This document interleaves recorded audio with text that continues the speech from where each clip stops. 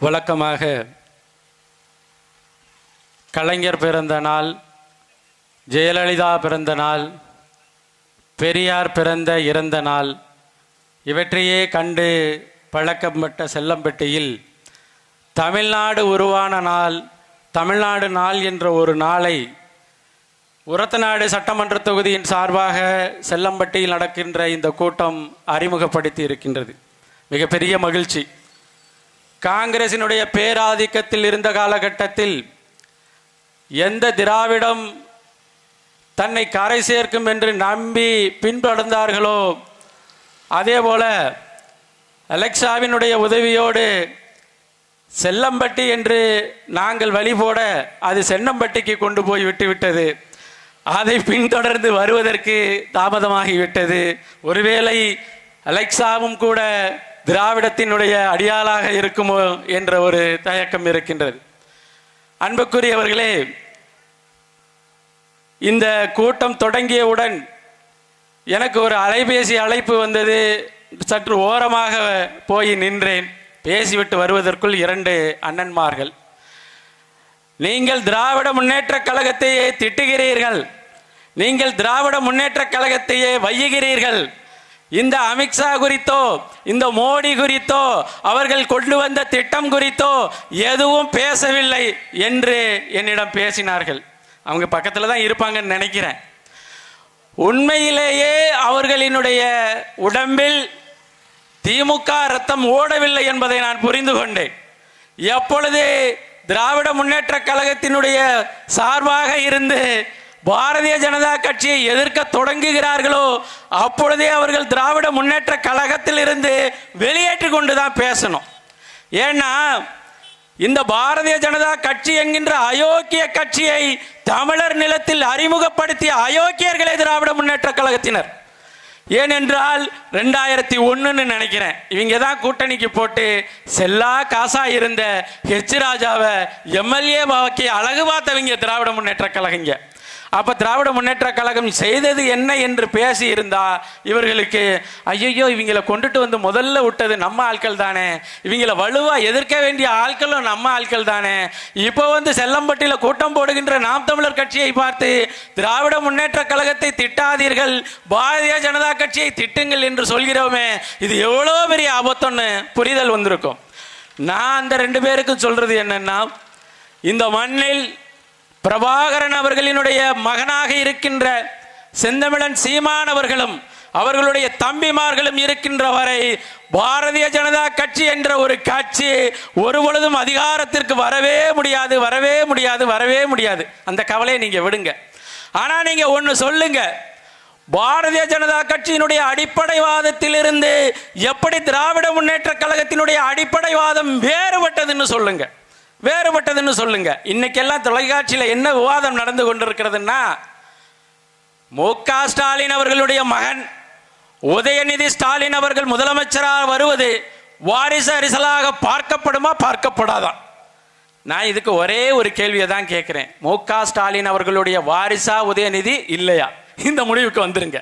இல்லப்பா, மு.க. ஸ்டாலின் அவர்கள் பெற்ற பிள்ளை இல்லை. கலைஞர் கருணாநிதி நீதிமன்றத்தில் ஒரு முறை சொன்னார்கள் இல்லையா, கனிமொழி அவர்கள் நான் பெற்ற பிள்ளை இல்லை என்று. அதே போல மு.க. ஸ்டாலின் அவர்கள் பெற்ற பிள்ளை இல்லை உதயநிதி ஸ்டாலின் என்று நீங்கள் சொல்லிவிட்டீங்களா, நாங்கள் வாரிசு அரசியல் இல்லை அப்படின்னு சொல்லிடுறோம். திராவிட முன்னேற்ற கழகம் உதயநிதி ஸ்டாலின் அவர்களை முதல்வர் வேட்பாளராக முன்னிறுத்துவதை நாங்கள் வாரிசு அரசியலாக ஏற்றுக்கொள்ளவில்லை என்று சொல்லிடுறோம். அந்த விவாதத்தை நீங்க நடத்தி முடிச்சுட்டு வர்றீங்களா? என்ன ஒரு பழக்கம், என்ன ஒரு இது. நான் என்ன சொல்றேன்னா, ரொம்ப நேரம் எடுக்க விரும்பல. ஏன்னா எனக்கு பின்னாடி இன்னும் 2 பேச்சாளர் வேட்பாளர் வேற பேசணும்.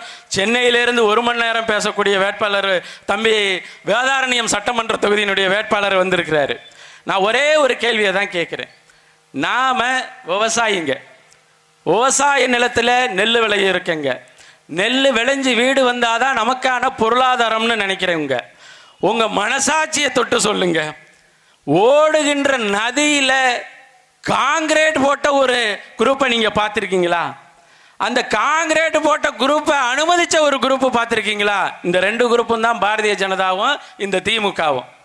உண்மையிலேயங்க கல்லணை காவிரிக்கு அணை கட்டியவன் கண்ணலை அப்படின்னு தான், அதுக்கு அணைன்னு தான் பின்னாடியில சொல்லப்பட்டது. காவிரிக்கு கரை கட்டியவன் தான் இலக்கியங்கள்ல சொல்லுது. பட்டின பாலையில கரிகால் பெருவளத்தானை பற்றி பேசுகின்ற பொழுது காவிரிக்கு அணை கட்டியவன் என்று சொல்லவில்லை, காவிரிக்கு கரை கட்டியவன் தான். ஏன் என்றால் வெள்ள மிகுதியில எப்படின்னா, வான் பொய்ப்பினும் தான் பொய்யா காவிரிங்கிற ஒரு பெரிய பரந்த ஆறு, ஆத்தோரம் தேக்கு மரம் மலை மோதும் காவிரி பார்த்திருக்கும் பஞ்சம் தீர்க்கும் சோழம் நாடு. அதாவது அலை எப்ப தெரியுமா உருவாகும்? ஒரு இடம் ஆழமாகவும் அகலமாகவும் இருந்தாதான் அலை உருவாகும். அப்படிதான் கடல். காவிரிக்கு கரையை கட்டின உடனே என்ன நடந்துச்சுன்னா, இந்த மிகுதியாக ஓடி வருகின்ற காவிரி கொண்டு வருகின்ற மணலை எக்கல் அடிச்சிருன்னு சொல்லுவோம். நம்ம ஊர்ல எல்லாம் வாமடைய வேகமாக வெட்டி விட்டு தண்ணி நிறைய போயிடுச்சுன்னா எக்கல் அடிச்சிருச்சுங்க அப்படின்னு சொல்லுவோம். அதே போல காவிரியில எக்கல் அடிச்சு மணல் என்கின்றவன் அவன் தான் என்ன செய்யறான்னா, இது கரையா இருக்காம அணையா மாற்றுவோம்னு அந்த கரிகாலனுடைய அணை கட்டுமானத்திலேயே, கரை கட்டுமானத்திலேயே அணையை கட்டுறான். அணையை கட்டி மூன்றாக பிரிக்கிறான், காவிரியாக பிரியுது. அதன் பிறகு வந்த எல்லீஸுங்கிற மகாராஜன் தான் இந்த கல்லணை கால்வாய் என்கின்ற ஒரு கால்வாயை உருவாக்குறான். இவங்க எல்லாருக்குமே தெரியும், எல்லீஸுக்கு கல்லணை கால்வாய் என்ற ஒரு கால்வாய் உருவாக்கப்படும் பொழுது அது இந்த நிலத்தின் வழியாக போகணும், இந்த ஒரத்தநாடு வழியாக போகணும், இங்கிட்டு போய் பட்டுக்கோட்டை தாண்டி அந்த பக்கத்து பாசனத்துக்கு உதவணும். பாசனத்திற்காக மட்டும் அவன் இந்த கல்லணையை கட்டவில்லை, இந்த மண்ணின் மக்களுக்கு நிலத்தடி நீர்மட்டம் போதிய அளவில் கிடைக்க வேண்டும் என்பதற்காக இந்த கல்லணை கால்வாயை கட்டினான். ஏண்டா அயோக்கிய பயல்களே, காங்கிரீட் போட்டு மூடிட்டீங்களே, இப்ப நிலத்தடி நீர் கட்டம் கிடைக்குதா?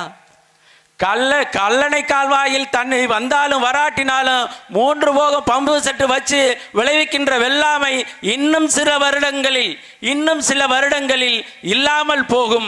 இதை செய்தது திராவிட முன்னேற்ற கழகம். இதை பேசுறதுக்கு யார் இருக்கா? சரி, செய்யலாட்டினா இதை தடுக்கின்ற உயரத்தில் இருந்து தடுக்காமல் விட்டது திராவிட முன்னேற்ற கழகம். இங்க எல்லாமே ஒண்ணுதாங்க. திராவிட முன்னேற்ற கழகம், அண்ணா திராவிட முன்னேற்ற கழகம், பாரதிய ஜனதா கட்சி, பிஜேபி, இது எல்லாமே ஒண்ணுதான்.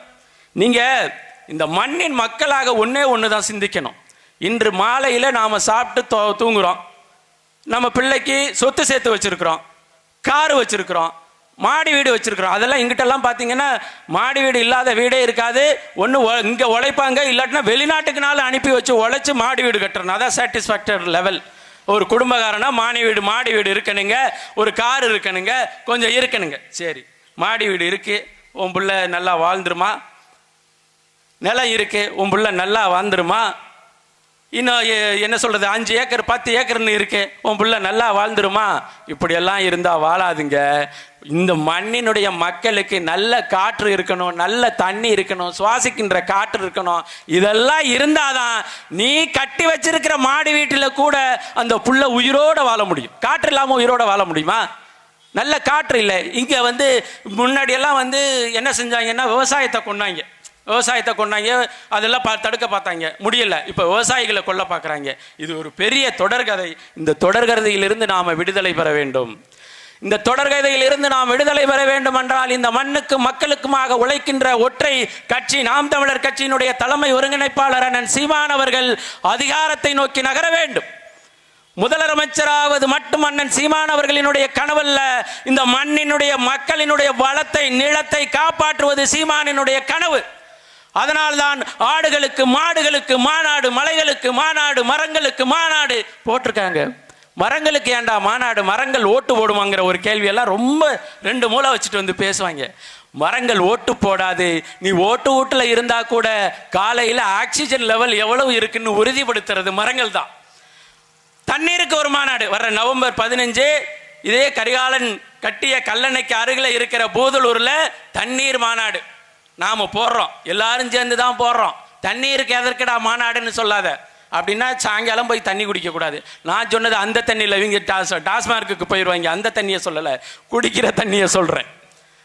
இந்த மண்ணின் மக்களினுடைய வளத்தையும் நலத்தையும் காப்பாற்றுவதற்காக ஒவ்வொன்றிற்காக பேசி வருகிற நாம் தமிழர் கட்சியினுடைய ஆட்சி இங்கு மலர வேண்டும் என்றால் இந்த நிலத்தில் நாம் தமிழர் கட்சியினுடைய வேட்பாளராக இருக்கின்ற அன்பு சகோதரர் திருமுருகன் அவர்கள், நீங்க அவரை இயக்குனரா பார்க்காதீங்க, இயக்குனர் நடிகரா பார்க்காதீங்க, ஒரு பெரிய அழகா ஜெயிஞ்சாட்டிக்கா இருக்காரு அப்படி கூட பார்க்காதீங்க.